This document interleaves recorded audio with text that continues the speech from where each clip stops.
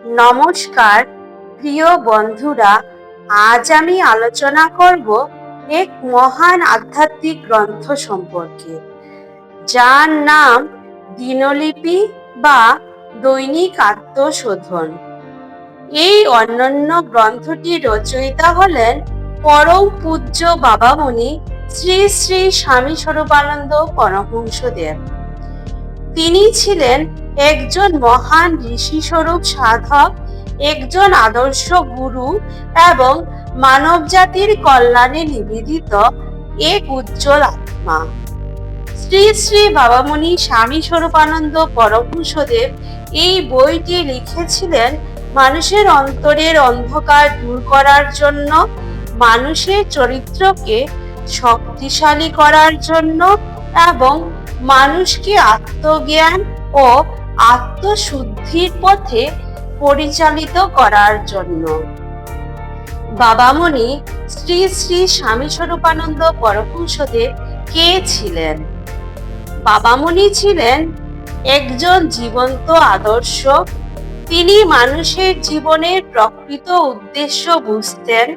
তিনি জানতেন মানুষের প্রকৃত উন্নতি বাইরের জগতে নয়, বরং ভেতরের জগতে।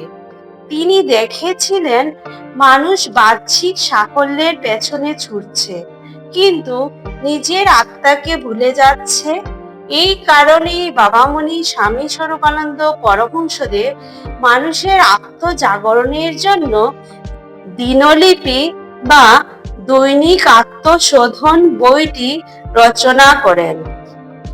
শ্রী শ্রী বাবামণি স্বামী স্বরূপানন্দ পরমহংসদেব চেয়েছিলেন মানুষ যেন প্রতিদিন নিজের জীবনের দিকে ফিরে তাকায়। তিনি বলতেন, মানুষ যদি নিজের ভুল না দেখে তাহলে সে কখনো নিজেকে উন্নত করতে পারবে না। এই বইয়ের মাধ্যমে তিনি মানুষকে একটি সহজ কিন্তু শক্তিশালী পদ্ধতি দিয়েছেন, প্রতিদিন নিজের কাজের হিসাব রাখা। এই হিসাব কারো কাছে নয়, নিজের আত্মার কাছে। আত্মশোধনের প্রকৃত অর্থ, আত্মশোধন মানে নিজের ভিতরের অশুদ্ধতা দূর করা। আমাদের ভেতরে অনেক দুর্বলতা আছে, যেমন অহংকার, ক্রোধ, লোভ, অলসতা, ঈর্ষা ইত্যাদি। বাবামণি শ্রী শ্রী স্বামী স্বরূপানন্দ পরমহংসদেব এই বইয়ের মাধ্যমে শিখিয়েছেন কিভাবে মানুষ প্রতিদিন নিজের এই দুর্বলতাকে চিহ্নিত করে এবং ধীরে ধীরে সেগুলো দূর করতে পারে। দিনলিপিকে আত্মশুদ্ধির একটি শক্তিশালী অস্ত্র হিসাবে বাবামণি দেখিয়েছেন। তিনি বলেছেন, প্রতিদিন নিজের কাজ লিখলে মানুষ নিজের ভুল বুঝতে পারে, মানুষ নিজের উন্নতি দেখতে পারে, মানুষ নিজের মনকে নিয়ন্ত্রণ করতে পারে। দিনলিপি মানুষকে নিজের সাথে সৎ হতে শেখায়। এই বই মানুষকে শুধু ভুল দেখায় না, মানুষকে জাগিয়ে তোলে। বাবামণি স্বামী স্বরূপানন্দ পরমহংসদেব চেয়েছিলেন মানুষ যেন নিজের ভেতরের শক্তিকে চিনতে পারে। তিনি বিশ্বাস করতেন প্রত্যেক মানুষের ভেতরে ঈশ্বরের আলো আছে, কিন্তু সেই আলো জাগাতে হলে দরকার আত্মবিশ্লেষণ, আত্মনিয়ন্ত্রণ এবং আত্মশুদ্ধি। বাবামণি স্বামী স্বরূপানন্দ পরমহংসদেবের মতে চরিত্রই মানুষের প্রকৃত পরিচয়। ধন, ক্ষমতা বা খ্যাতি মানুষকে মহান করে না, মানুষকে মহান করে তার চরিত্র।